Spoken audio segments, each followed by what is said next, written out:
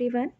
इस वीडियो में मैं आपको एविडेंस एक्ट की एक प्रॉब्लम बेस्ड क्वेश्चन को सॉल्व करने का ट्राई करूँगी। प्लस आपको मैं कुछ लीगल प्रोविजंस बोलूँगी जो आप इसे अच्छे से पढ़िएगा। जहाँ भी कहीं मैरिज को प्रूव करने की बात आती है कि अगर किसी पार्टीज़ के बीच मैरिज था या नहीं, तो ये एक प्रॉब्लम बेस्ड क्वेश्चन है। जैसे कि आप इस क्वेश्चंस को आपने भी पढ़ा होगा अगर आपने कभी हिमाचल जुडिशरी का पेपर दिया होगा या अनदर स्टेट का जिसमें प्रॉब्लम बेस्ड क्वेश्चंस आते हैं। आप इसे हरियाणा जुडिशरी के लिए भी प्रिपेयर कर सकते हैं। एक क्वेश्चन है कि वेदर ए और B both are married or not. क्या ए और बी मैरिड है या नहीं, क्योंकि ये क्वेश्चन तब अराइज होता है जब उनकी डेथ हो जाती है और उनके डेथ के बाद ये क्वेश्चन ऑफ लॉ होता है कि क्या ए और बी मैरिड थे या नहीं। ये क्वेश्चन था। तो इस केसेस में किस काइंड की एविडेंस को प्रोड्यूस किया जा सकता है कि ये प्रूफ किया जाए कि बोथ ए एंड बी के बीच मैरिज था।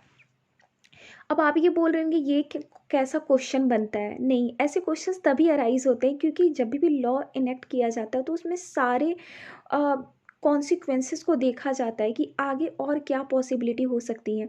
तो इस क्वेश्चन को फ्रेम करने का पीछे का रीज़न ये है और इससे रिगार्डिंग प्रोविजंस दिए हुए हैं एविडेंस एक्ट में। इसलिए क्योंकि अगर मान जाइए कि कोई पार्टी है जिन्होंने अपने मैरिज को रिवील ना किया हो, बिल्कुल उनके बीच उनके मैरिज को रिवील ना किया गया हो, बट उनकी डेथ हो जाती है और उसके बाद अगर उनका प्रॉपर्टी का डिस्प्यूट आता है कि या उनके बीच मैरिज था या नहीं, उनके बीच मैरिज की एग्जिस्टेंस थी या नहीं, तो उस केसेस में उनका सबसे पहले मैरिज को प्रूव करना होता है और उनकी डेथ हो चुकी है। तब उस केस में आप उस मैरिज को कैसे प्रूव करेंगे, कौन से एविडेंस को प्रोड्यूस करेंगे before the court of law. क्या एविडेंस एक्ट में इससे रिगार्डिंग कोई प्रोविजन है या नहीं। सबसे पहले तो मैं आपको ये बोलूँगी कि section 32 sub section 2 of the evidence act, जब आप इसको पढ़ेंगे section 32 sub section 2 of the evidence act, ये भी इसी फैक्ट पे बेस्ड है। ऑल दो उसमें ये दिया हुआ है statement made in a ordinary course of business. इसका जब आप पूरी तरीके से पढ़ेंगे कि कोई भी ऑर्डिनरी कोर्स ऑफ बिजनेस जिस पर्सन की डेथ हो चुकी है और उसे पाया भी नहीं जा सकता है, तो उस केस में अगर कोई ऐसी एंट्री हो या कोई मेमोरेंडम हो या कोई बुक्स हो जो ऐसे रखा गया हो ऐसे प्रोफेशनल रिकॉर्ड के लिए, और उसमें भी अगर कोई स्टेटमेंट है तो उसे भी यहाँ पे रिलेवेंट कंसीडर किया जाएगा। तो इससे सेक्शन 32 सब सेक्शन 2 में कैसे प्रूफ किया जाएगा। अगर कोई एंट्री है, कोई बुक है जो कि मैरिज के रिगार्डिंग ए और बी के ए एंड बी के बीच मैरिज हुआ है, इससे रिगार्डिंग कोई entry in memorandum of the book है, जिसमें आप इसमें ये कंसिडर कर सकते हैं कि अगर रजिस्टर किया गया हो मैरिज को, तो ये वाला इसमें बात किया जा रहा है कि entry in memorandum in a book, तो उस डॉक्यूमेंट्स को भी यहाँ पे कंसिडर किया जाएगा। तो ये रिलेवेंट होगा सेक्शन 32 सब सेक्शन 2 में अगर statement made in the ordinary course of business. एक तो यहाँ पे हो जाता है।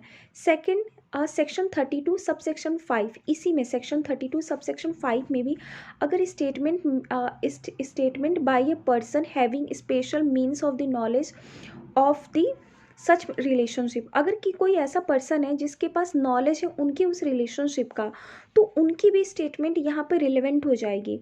तो ये सेक्शन 32 सब सेक्शन 5 में भी रिलेवेंट है और सेक्शन 32 सब सेक्शन 6 में भी वो स्टेटमेंट रिलेवेंट होगी जो कि बात करती है statement regarding the existence of the marriage between the deceased person in any will deed etcetera. अगर उन्होंने कोई ऐसा एक विल बनाया हो, कोई भी अगर डीड बनाया हो, तो वो भी यहाँ पे रिलेवेंट हो जाएंगी। सेक्शन 32 का कौन कौन सा सबसेक्शन इसमें रिलेवेंट होगा। एक section 32 subsection 2, another section 32 subsection 5, फिर सेक्शन 32 सबसेक्शन 6। इसके बाद मैं आपको बताती हूँ कि ये डायरेक्ट एक और सेक्शन पे बेस्ड है जिसमें यही सेम इलस्ट्रेशन भी दिया हुआ है। जो सेक्शन है 50, section 50 of the Indian evidence act, opinion regarding the marriage expressed by the conduct. ये वहाँ पे जो आप इलस्ट्रेशन ए पढ़ेंगे तो वहाँ पे भी इसी चीज़ को बोला गया। वहाँ पे इलस्ट्रेशन यही है, the question is whether A and B were married or not.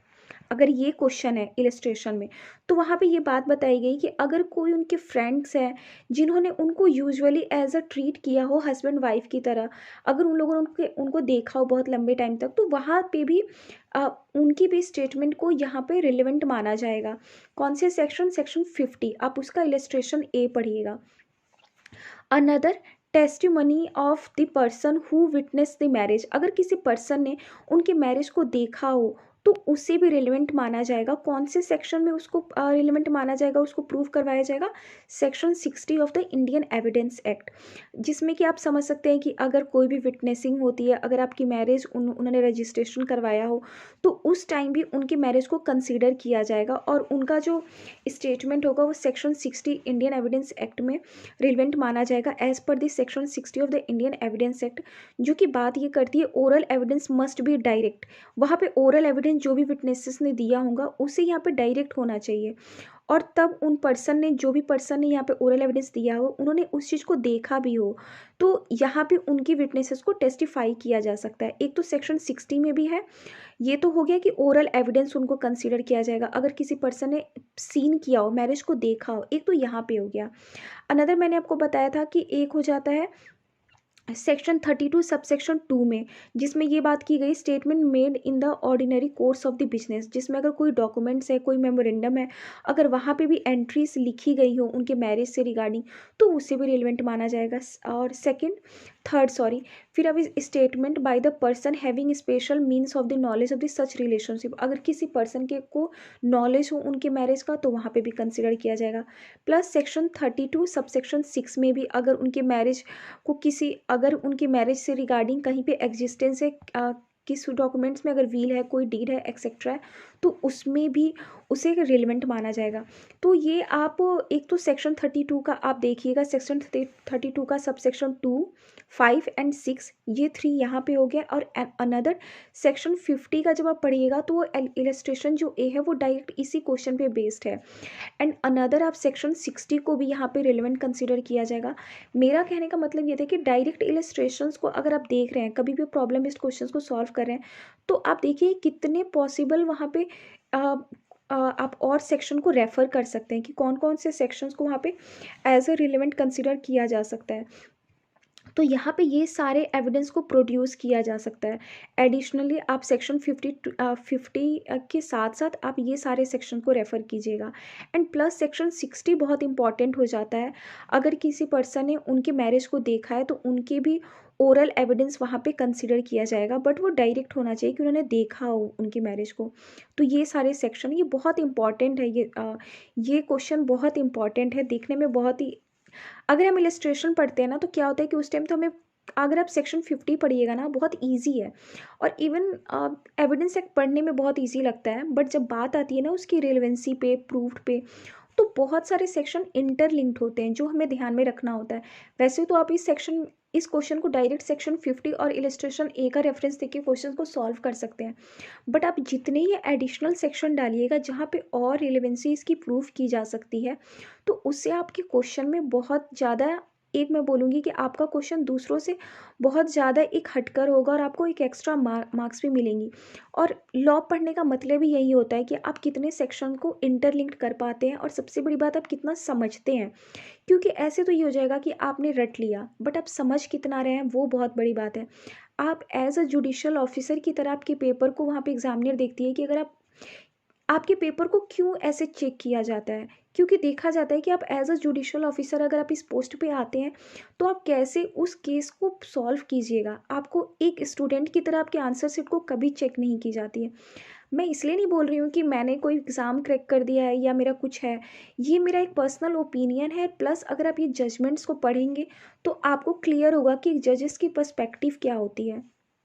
तो ये सारे सेक्शंस को आप ज़रूर रेफ़र कीजिएगा अगर इस ऐसे क्वेश्चंस आपके पास आते हैं कि अगर कोई पार्टीज़ के बीच मैरिज हो गया है और उनकी डेथ हो गई है तो उनकी मैरिज को प्रूव करना है, तो कौन कौन से सेक्शंस को आप वहाँ पे रेफ़र करेंगे उनके मैरिज को रेलेवेंट कंसिडर करवाने के लिए, क्योंकि उनके मैरिज को प्रूव करना है आफ्टर द डेथ, उनकी डेथ हो चुकी है।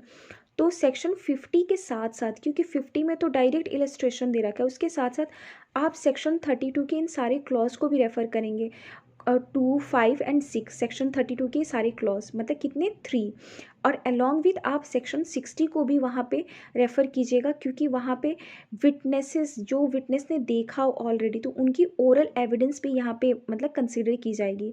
आई होप इस वीडियो के थ्रू मैंने कोई वैल्यू ऐड किया हो, और अगर आपको इस पॉइंट से रिलेटेड कोई क्वेश्चन पूछना हो तो आप मुझसे पूछ सकते हैं, मैं ट्राई करूँगी कि मैं उसका आंसर दूँ। Thank you very much.